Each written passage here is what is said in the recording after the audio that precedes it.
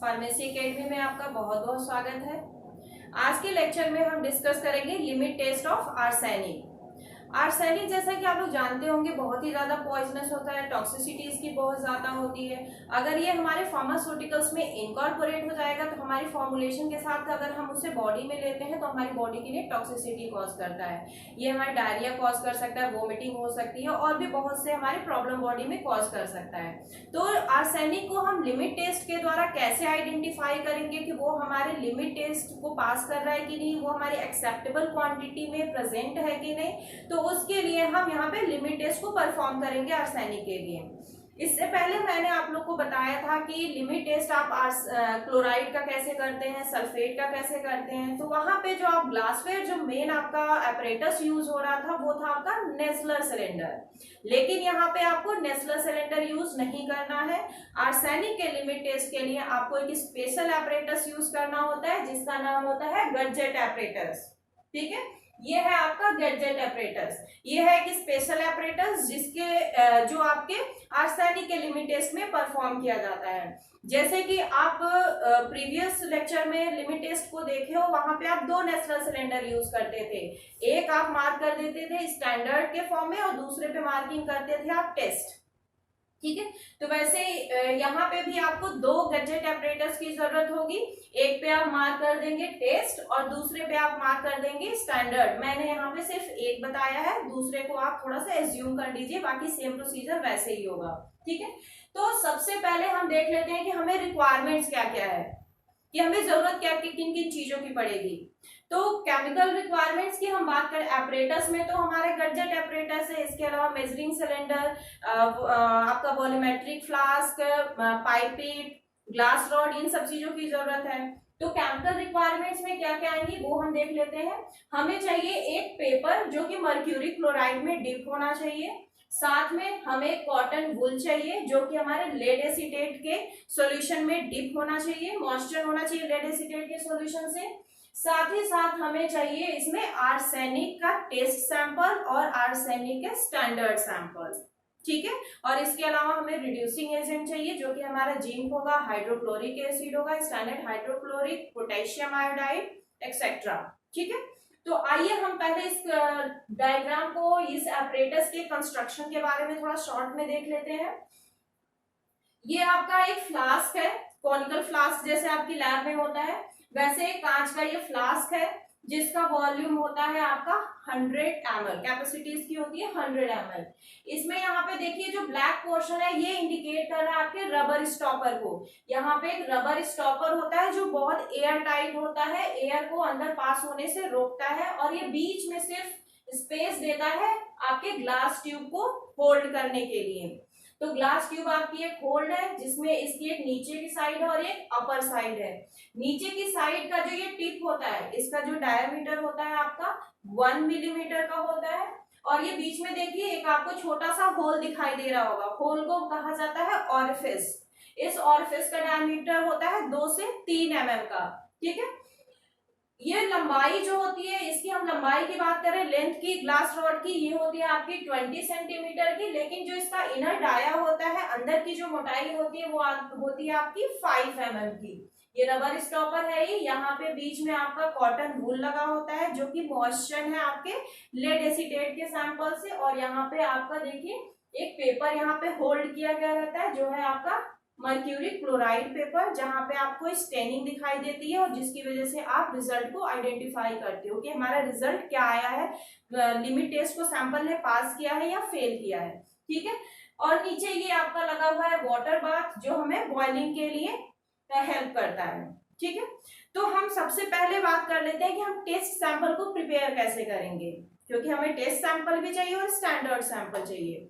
तो सबसे पहले हम आइए देख लेते हैं कि टेस्ट सैंपल को हम प्रिपेयर कैसे करेंगे। तो टेस्ट सैंपल को प्रिपेयर करने के लिए सबसे पहले जो भी आपका गिवन सैंपल है जिसमें आपको इम्प्योरिटी आर्सेनिक की चेक करनी है उसको आप 2.5 ग्राम लेकर के 50 ml डिस्टिल्ड वाटर में आप डिसॉल्व करोगे। फिर उसमें आपको ऐड करना है 5 ml ऑफ पोटेशियम आयोडाइड जिसका कॉन्सेंट्रेशन होगा 1 मोलर। फिर उसमें आपको ऐड कर देना है 10 ml स्टैंडर्ड हाइड्रोक्लोरिक एसिड और अगेन उसमें ऐड करना है आपको 10 ग्राम ग्रैनुलेटेड जिंक। इन सबको ऐड करके आपको यहाँ पे प्लेस कर देना है। प्लेस करके पूरे अपरेटस को सेट करके वाटर बाथ पे आपको रख देना है 40 मिनट के लिए। और ध्यान में रखना है कि आपका जो टेम्परेचर होना चाहिए वो 40 डिग्री सेल्सियस होना चाहिए, 40 डिग्री से ज्यादा टेम्परेचर नहीं होना चाहिए। ठीक है, ऐसे ही आपको एक दूसरा रखना होगा। ये तो आपने टेस्ट के लिए प्रिपेयर किया, दूसरा आपको बनाना होगा स्टैंडर्ड के लिए। तो स्टैंडर्ड सैंपल का जो आप प्रिपरेशन करते हैं वो एक स्टैंडर्ड सैंपल के साथ करेंगे आप। तो उसका जो कॉन्सेंट्रेशन होता है वो 10 ppm, जो कॉन्सेंट्रेशन होता है हमारे स्टैंडर्ड सैंपल का वो होता है हमारा 10 ppm, यानी ppm का मतलब पार्ट्स पर मिलियन।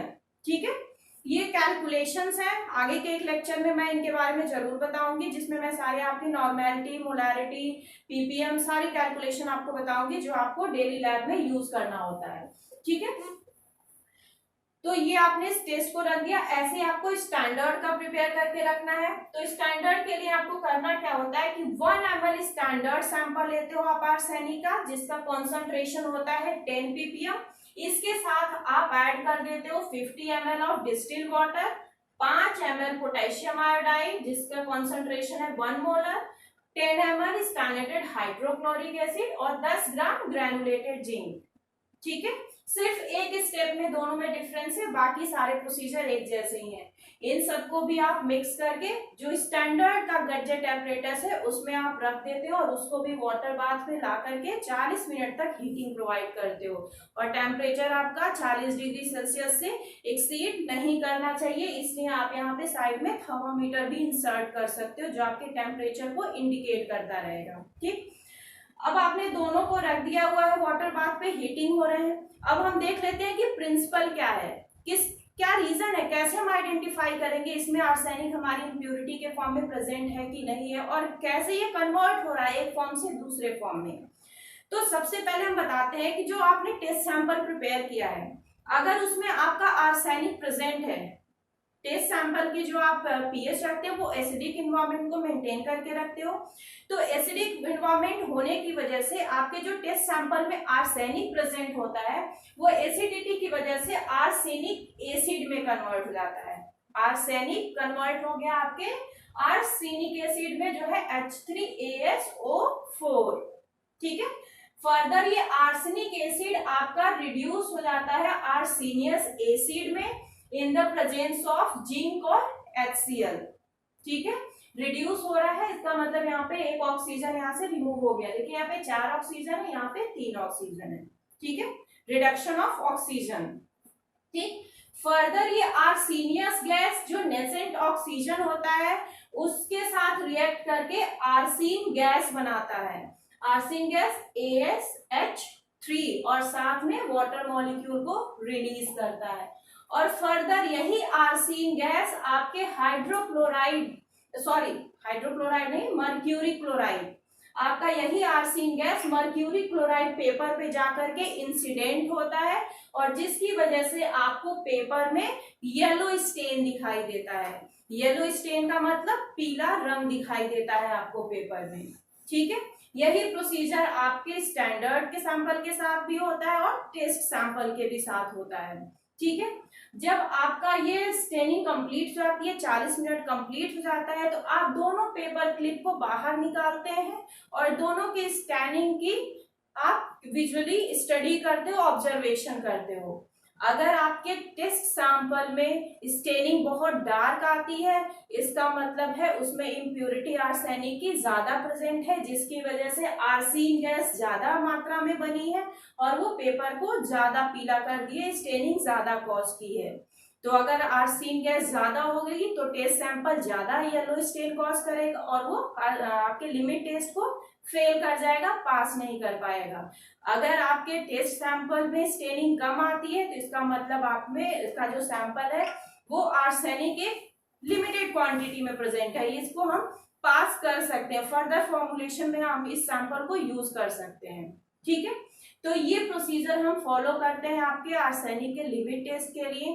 अब बात आती है कुछ प्रिकॉशंस। हमें प्रिकॉशंस क्या फॉलो करनी है। सारा एक्सपेरिमेंट तो हमने कर लिया, लेकिन कुछ गलतियां अगर हम कर देंगे अपने एक्सपेरिमेंट में तो हमें फिर रिजल्ट प्रॉपर सही तरीके से नहीं मिल पाएगा।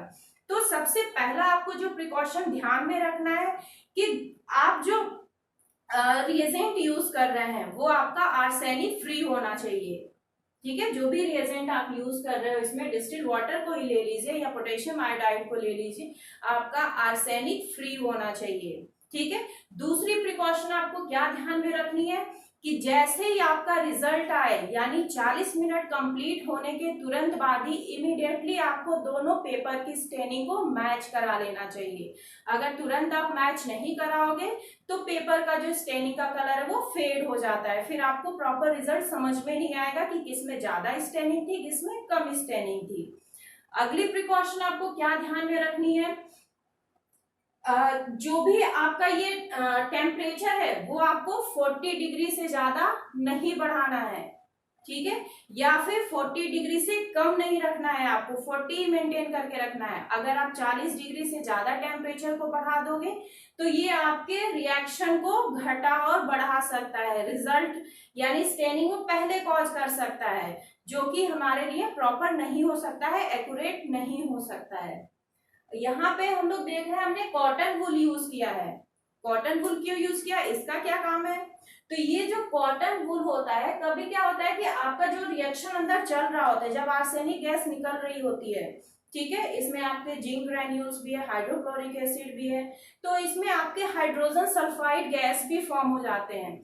तो ये cotton wool hydrogen sulphide gas को नीचे की तरफ ढकेल देता है, उसे ऊपर नहीं जाने देता है, क्योंकि हाइड्रोजन सल्फाइड जब जाएगा तो वो क्या करेगा, आपके कलर को स्टेन जो येलो कलर प्रोड्यूस हो रहा है उसको वो दिक्कत कॉज करेगा, उसको वो स्टेनिंग प्रॉपर तरीके से यहाँ लाने में मतलब उसको रोकेगा, हिंडर करेगा हमारे रिजल्ट के साथ। ठीक है, तो ये कुछ प्रिकॉशंस हैं जो हमें ध्यान में रखनी है, और हमें अगर सावधानी पूर्वक सारे प्रोसीजर को अच्छे से फॉलो करते हुए जाएंगे तो हम आर्सेनिक का लिमिट टेस्ट बहुत आराम से परफॉर्म कर सकते हैं। स्टूडेंट्स, ये आपका जो टॉपिक है आर्सेनिक का बहुत इंपॉर्टेंट है, आई होप आपको समझ में आया होगा। बाकी के अगले वीडियो में हम लोग अगले टॉपिक को डिस्कस करेंगे। बाकी लाइक करिए मेरी वीडियो को, सब्सक्राइब करिए और ज्यादा से ज्यादा शेयर करिए। Thank you so much.